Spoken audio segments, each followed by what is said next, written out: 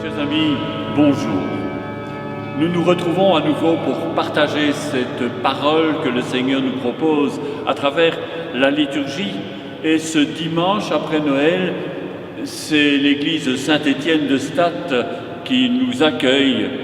Et la liturgie va nous mettre en route de Bethléem vers Nazareth en nous proposant un détour par Jérusalem, le temple de Jérusalem.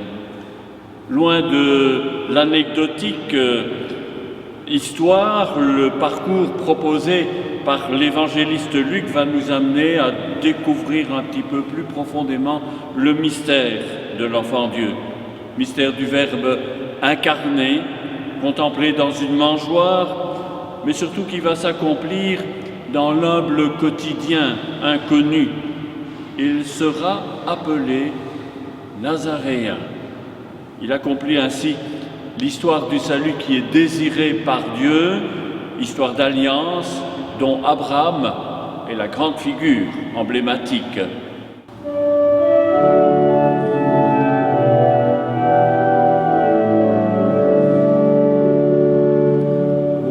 Aujourd'hui dans notre monde le Verbe est né, pour parler du Père aux âmes qui a tant aimé, et le ciel nous apprend le grand mystère. Gloire à Dieu et paix sur terre, alléluia.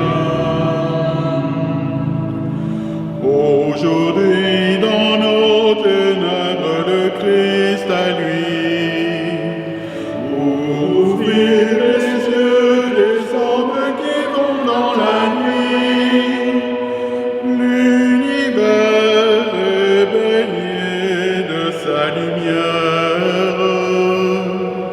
Gloire à Dieu et paix sur terre, alléluia.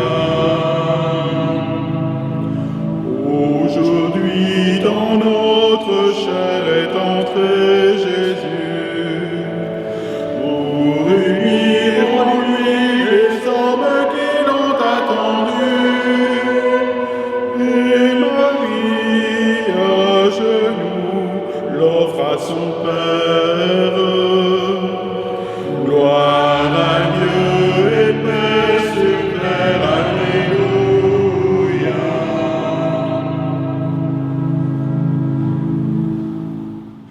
La première lecture de ce dimanche, dite de la Sainte Famille, associe deux passages qui concernent la descendance d'Abraham. Le récit de la promesse faite par Dieu au patriarche et la manière dont elle s'accomplit. Dieu visite Sarah. expression qu'on traduit souvent par « Dieu se souvient de Sarah ». Et le nom donné à l'enfant, conçu par la vieille épouse du patriarche, est un véritable sacrement. Abraham l'appela Isaac, Dieu rit. Dieu donne de quoi se réjouir, et tout qui entendra cette annonce d'une naissance dans la maison stérile s'étonnera de la merveille. Quiconque l'apprendra me félicitera, commentera la tradition rabbinique. Du livre de la Genèse. La parole de Dieu fut adressée à Abraham dans une vision. « Ne crains pas, Abraham. » Abraham répondit, « Mon Seigneur Dieu, je suis sans enfant. » Le Seigneur répondit, « Regarde le ciel et compte les étoiles si tu peux. Vois quelle descendance tu auras. » Abraham eut foi dans le Seigneur, et le Seigneur estima qu'il était juste. Le Seigneur intervint en faveur de Sarah, comme il l'avait annoncé.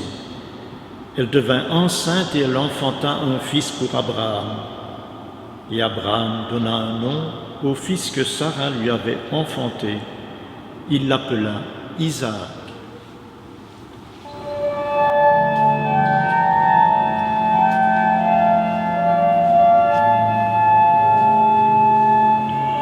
Goûtez et voyez comme est bon le Seigneur. Rendez grâce au Seigneur, proclamez son nom, annoncez parmi les peuples ses hauts faits. Chantez et jouez pour lui, redites sans fin ses merveilles. Goûtez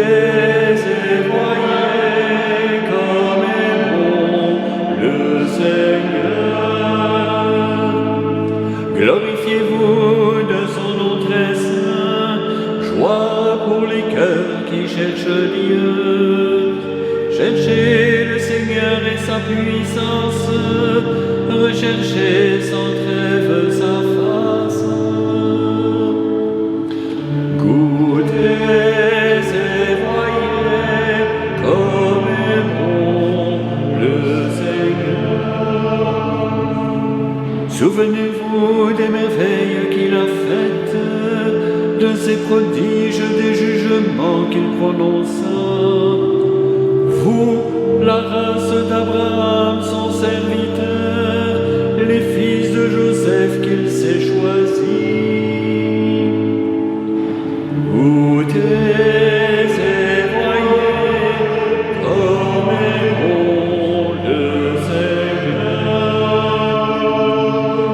Il s'est toujours souvenu de son alliance, parole édictée pour 1000 générations. Promesse faite à Abraham, garantie par serment à Isaac.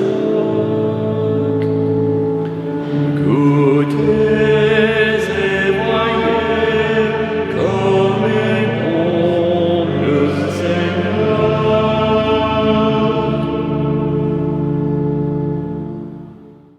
De la lettre aux Hébreux. Grâce à la foi, Abraham obéit à l'appel de Dieu. Il partit vers un pays qui devait lui être donné en héritage. Et il partit sans savoir où il allait. Grâce à la foi, Sarah, elle aussi, malgré son âge, fut rendue capable d'avoir une descendance parce qu'elle avait pensé que Dieu serait fidèle à sa promesse. C'est pourquoi, d'un seul homme, déjà marqué par la mort, ont pu naître des hommes aussi nombreux que les étoiles dans le ciel et les grains de sable au bord de la mer, que personne ne peut compter. Abraham offrit Isaac en sacrifice alors qu'il avait entendu cette parole. C'est d'Isaac que naîtra une descendance qui portera ton nom. Et son fils lui fut rendu, et c'était prophétique.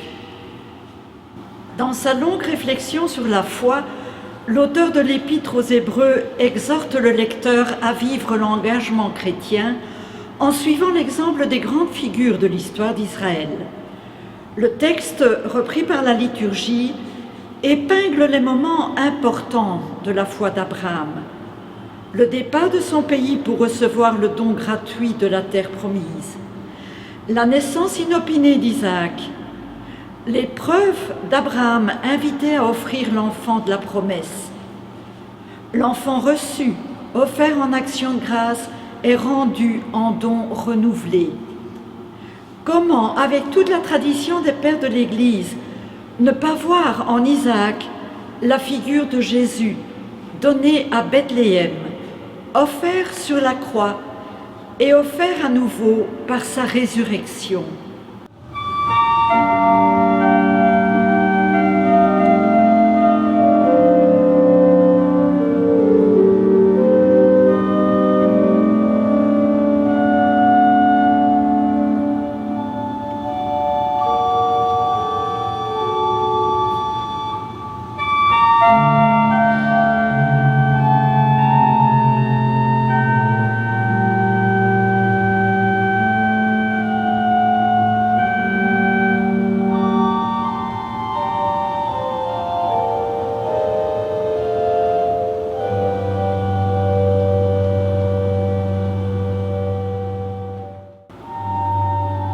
Par le biais de l'offrande, le texte de l'évangile de la présentation de Jésus au temple rejoint les deux premières lectures.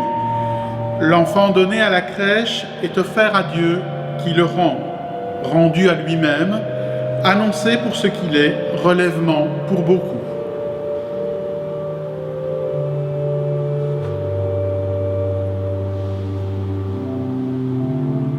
Évangile de Jésus-Christ selon saint Luc. Quand fut accompli le temps prescrit par la loi de Moïse pour les purifications, les parents de Jésus l'emmenèrent à Jérusalem pour le présenter au Seigneur. Selon ce qui est écrit dans la loi, tout premier-né de sexe masculin sera consacré au Seigneur. Il venait aussi offrir le sacrifice prescrit par la loi du Seigneur, un couple de tourterelles ou 2 petites colombes. Or, il y avait à Jérusalem un homme appelé Siméon.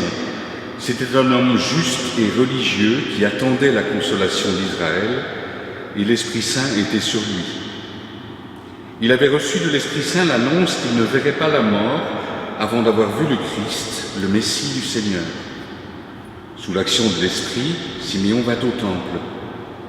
Au moment où les parents présentaient l'enfant Jésus pour se conformer au rite de la loi qui le concernait, Siméon reçut l'enfant dans ses bras et il bénit Dieu en disant « Maintenant, ô Maître souverain, tu peux laisser ton serviteur s'en aller en paix, selon ta parole. Car mes yeux ont vu le salut que tu préparais à la face des peuples, lumière qui se révèle aux nations et donne gloire à ton peuple Israël. » Le père et la mère de l'enfant s'étonnaient de ce qui était dit de lui. Siméon les bénit, puis il dit à Marie, sa mère, « Voici que cet enfant provoquera la chute et le relèvement de beaucoup en Israël. Il sera un signe de contradiction, et toi, ton âme sera traversée d'un glaive. Ainsi seront dévoilées les pensées qui viennent du cœur du grand nombre. » Il y avait aussi une femme prophète, Anne, fille de Phanuel de la tribu d'Aser. Elle était très avancée en âge. Après 7 ans de mariage et demeurée veuve, elle était arrivée à l'âge de 84 ans. Elle ne s'éloignait pas du temple, servant Dieu jour et nuit dans le jeûne et la prière. Survenant à cette heure même, elle proclamait les louanges de Dieu et parlait de l'enfant à tous ceux qui attendaient la délivrance de Jérusalem. Lorsqu'ils eurent achevé tout ce que prescrivait la loi du Seigneur, ils retournèrent en Galilée, dans leur ville de Nazareth. L'enfant, lui, grandissait et se fortifiait, rempli de sagesse, et la grâce de Dieu était sur lui.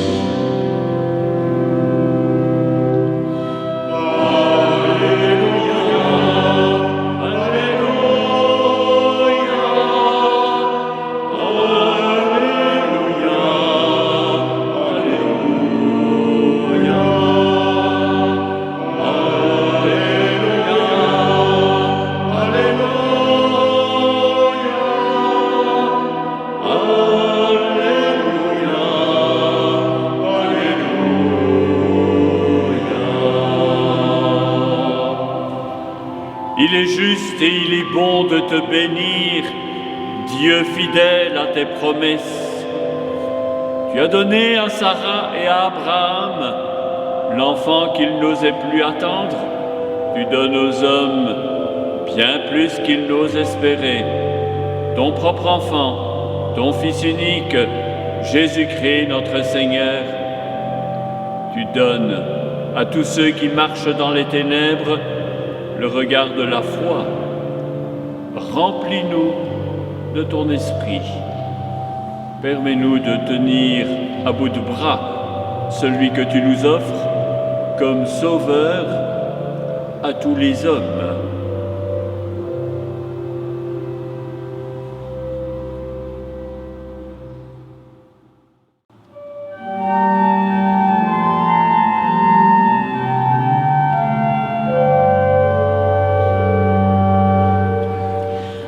Il t'a demandé de croire à l'impossible. Tu as su dire oui, tu n'as pas refusé. Quand il t'a demandé de vivre l'impossible, c'est Dieu dans son enfant que tu nous as donné. Comme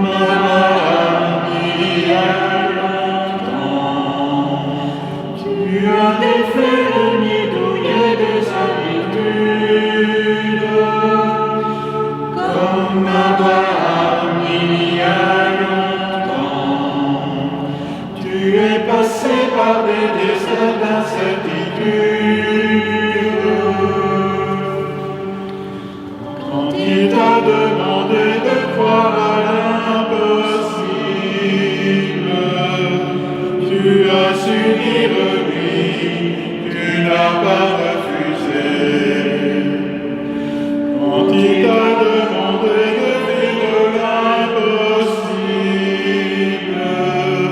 c'est Dieu dans un enfant que tu nous as donné. Comme David il y a longtemps, tu as porté l'espoir de la nouvelle alliance. Comme David il y a longtemps, tu n'as pas craint de tout miser sur la confiance. Quand il t'a demandé de voir à l'impossible, tu as su dire oui, tu n'as pas refusé. Quand il t'a demandé de vivre l'impossible, c'est Dieu dans son enfant que tu nous as donné.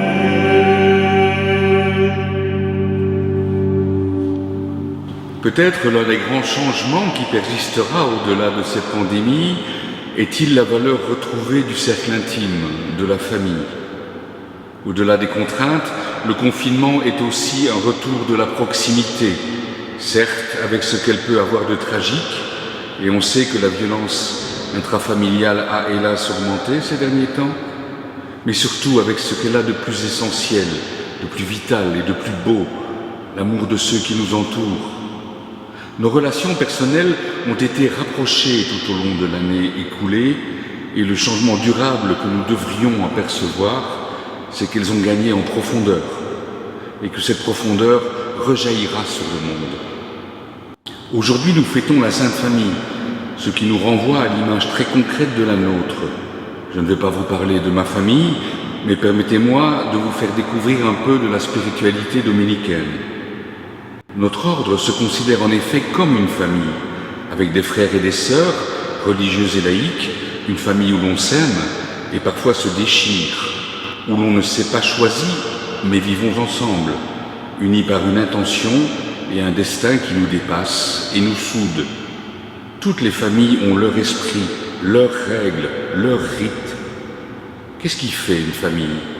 Et pourquoi cet épisode de la présentation de Jésus au Temple pour fêter la Sainte Famille ? N'y avait-il pas dans l'Évangile des images plus parlantes que l'admiration de Siméon pour l'enfant Dieu, justement plus familiale? On aurait pu reprendre par exemple le récit de la Nativité, faire à nouveau mémoire de Noël, mais surtout évoquer cette image parfaite de la famille, Marie, Joseph et leur nouveau-né, face à l'adversité du monde et avec au firmament l'étoile de Dieu. Voilà l'image d'Épinal d'une sainte famille, une maman, un papa, un enfant vivant paisiblement sous le regard protecteur de Dieu. Sauf que Joseph sait ne pas être le père de l'enfant. La voici déjà un peu écornée, l'image d'Épinal. Je ne dis pas que les images pieuses, a fortiori les icônes représentant la Sainte Famille, n'ont pas tout leur sens, mais je souhaite maintenir un regard lucide sur la famille qui vit parfois des drames intimes. L'Écriture témoigne de ce n'est pas facile dans le cœur de Joseph. Voilà qui nous dit que la sainteté n'est pas seulement un bel idéal, mais qu'elle est avant tout éminemment concrète, qu'elle a à surmonter des déchirures profondes de l'âme et du cœur. Elle n'a rien d'une image d'Épinal, la sainteté de Joseph. Elle est passée par un sentiment de confiance trahi, peut-être par l'envie de rejeter Marie, en tout cas par la crainte de l'avoir définitivement perdue comme épouse.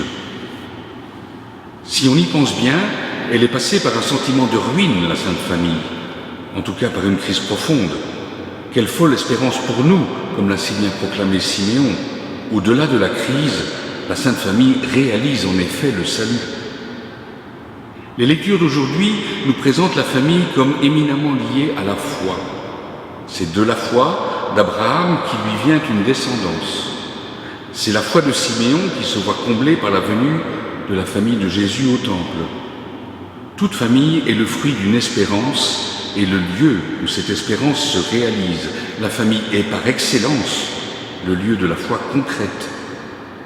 Nous, dominicains, sommes connus pour être des prêcheurs, et ceux qui nous fréquentent restent bien souvent étonnés de voir l'extraordinaire diversité d'opinions qui se rencontrent parmi nous, et comment un tel foisonnement d'idées, parfois très divergentes, n'entame pas notre unité de cœur ni notre foi commune. Ce qui caractérise ce charisme de l'ordre des Dominicains, c'est ce que nous appelons la sainte prédication, qui n'est rien d'autre que l'art concret, pratique et quotidien de vivre ensemble. La première prédication des prêcheurs n'est pas d'abord un discours sur Dieu, mais la manière quotidienne d'être entre soi, de s'aimer.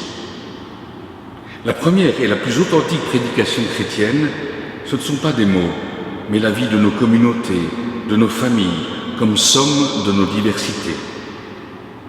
Si vous voulez savoir concrètement ce qu'est avoir la foi, fonder une famille ou une communauté religieuse, c'est un peu la même chose. Ce qu'il est possible de vivre en famille, nous le vivrons avec le monde.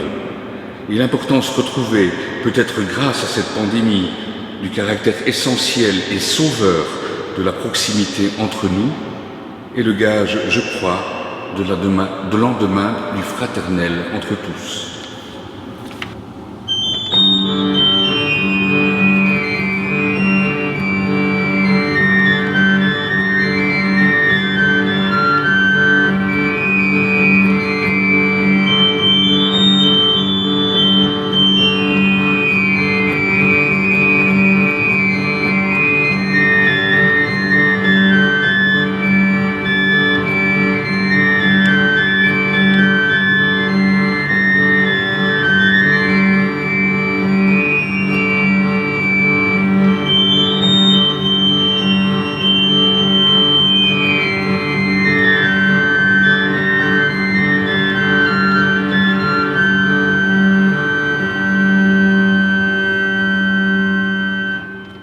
Fête de la Sainte Famille, récente dans l'histoire de l'Église, instaurée il y a seulement 100 ans, ne nous invite donc pas à magnifier un modèle familial, mais à célébrer le Seigneur Jésus. À la suite d'Anne et de Siméon, nous sommes conviés à reconnaître le mystère de l'enfant de Noël. Hier encore, réservé à quelques bergers locaux, la manifestation du Sauveur s'étend déjà à toutes les nations.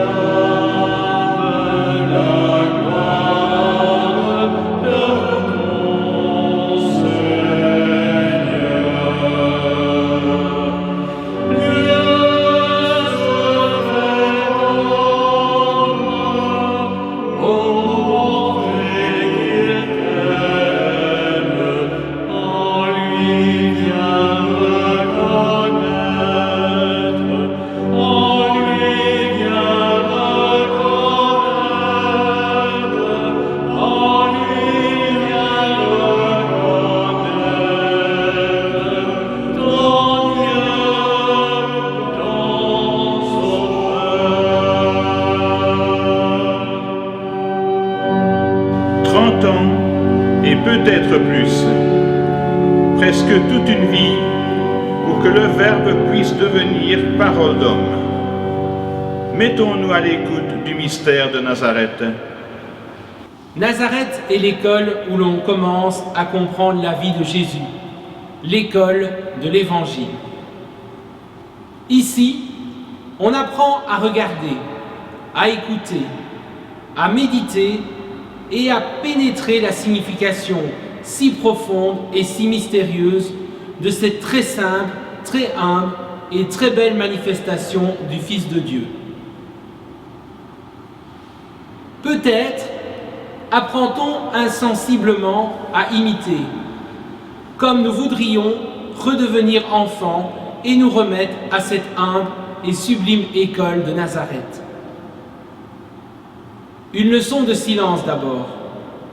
Que renaissance en nous l'estime du silence, cette admirable et indispensable condition de l'esprit en nous, qui sommes assaillis par tant de clameurs, de fracas et de cris dans nos vies modernes. Une leçon de vie familiale. Que Nazareth nous enseigne ce qu'est la famille, sa communication d'amour, son austère et simple et beauté. Une leçon de travail. Nazareth, maison du fils du charpentier, c'est ici que nous voudrions comprendre la valeur rédemptrice de toute labeur humaine. Pape Paul VI, homélie à Nazareth lors de son pèlerinage en 1964.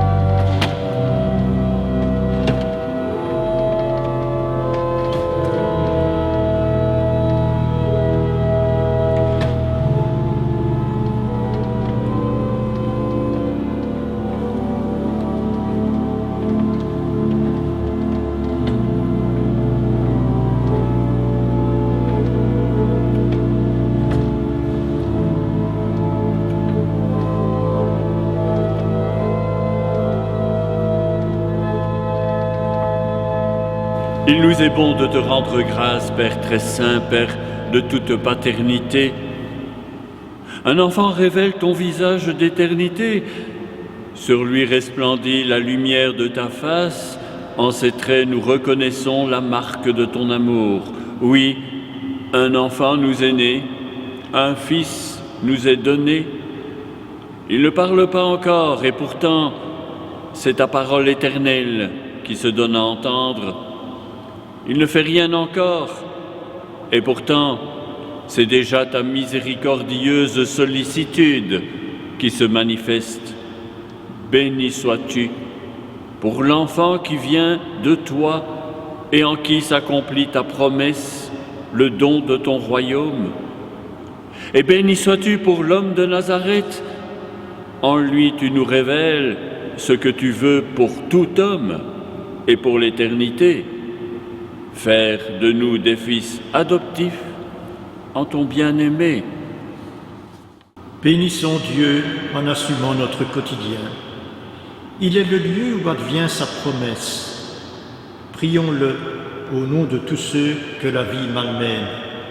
Que notre intercession soit le signe de l'attention que Dieu accorde à chacun.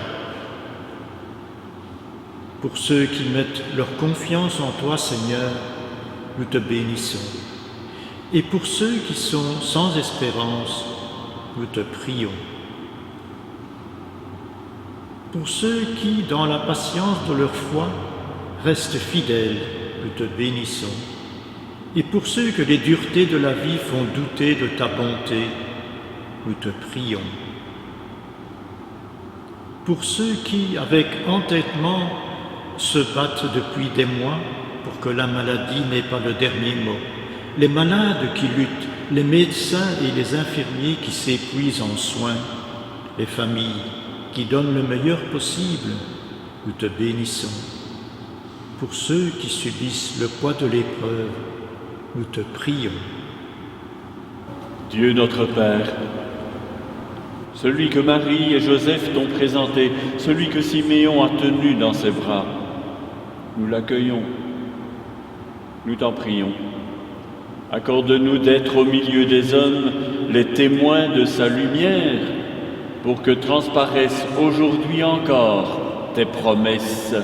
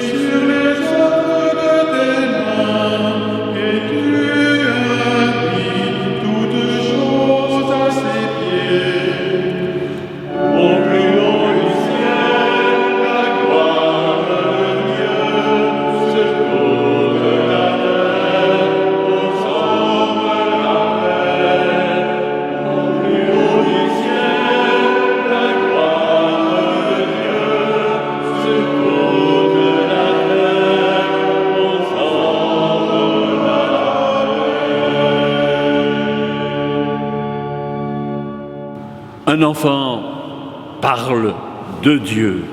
Il parle Dieu.